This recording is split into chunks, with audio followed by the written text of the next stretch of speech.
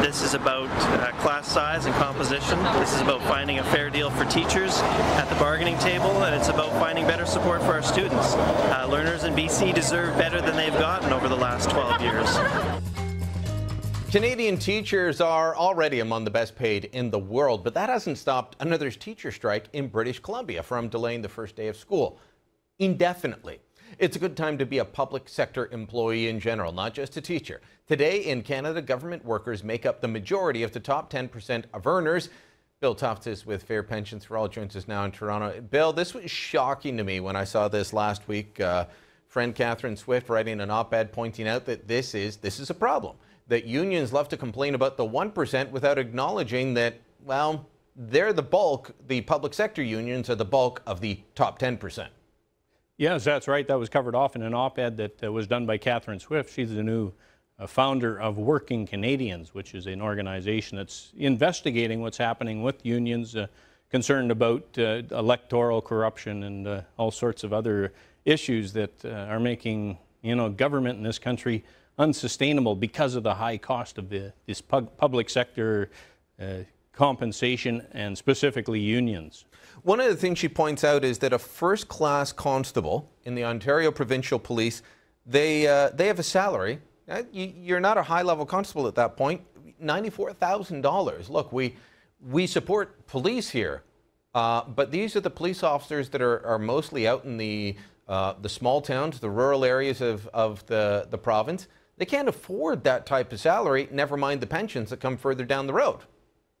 That's for sure, and that's just a police officer after only 3 years, and it just keeps going up and up and up from there. With the recent report, Drummond, it's getting a little old now, but looked at teachers in Ontario, and half of them are making over $95,000 a year. And of course, Jim Leach looked into compensation at Hydro. It's outrageous, completely out of control. And the Hydro, the head of the Hydro is one of the top earners in the province. If we can bring up the top earners in, this is just Ontario, but you can replicate this across the country. Tom Mitchell with Ontario Power Generation, $1.7 million. That is unsustainable, Bill. Well, yeah, certainly the pension that comes along behind it. We've identified several pensions that are in the $700, $800 million range that are going to be paid to these people for not working for the next 30 years. And so when you look at the overall effect of these costs, Ontario is, a complete basket case now with the worst deficit across North America. California this year, it looks like it's turning in a surplus on its budget. So that leaves Ontario alone, not only on a per capita basis, but as the single worst deficit in North America. And it's all a direct result of compensation. You know that's the biggest cost of doing business.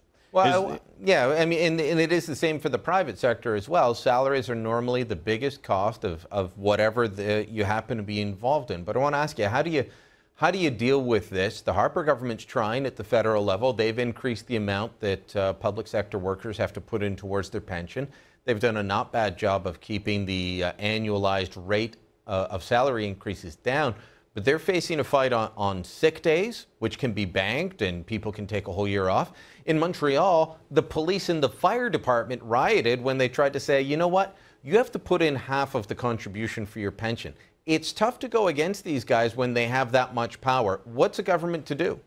Yeah, I don't know where you start. One of the challenges that we have is that there's such a high unionization level in Canada, in the public sector, and that's the amount of people that are unionized. Like in the United States, the average unionization, 35% of the public sector in the U.S. is unionized, but in Canada, it's twice that rate, 74%.